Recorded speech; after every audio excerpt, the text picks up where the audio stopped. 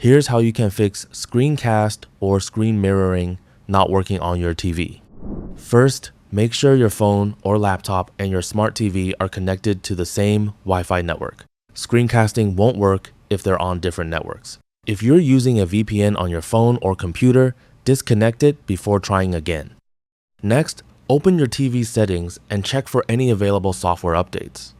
Go to System, My Device, or About, depending on your TV model, then select Software Update and install any available updates. Keeping your TV up to date can resolve many casting issues. Now, make sure screen mirroring is enabled on your TV. Open Settings, then go to Display and Sound or Display, and enable screen mirroring, wireless display, or AirPlay, depending on the device you're using. If your TV has a list of previously paired or remembered devices, clear or reset that list. Then put the TV back into screen mirroring mode and try connecting your phone or laptop again.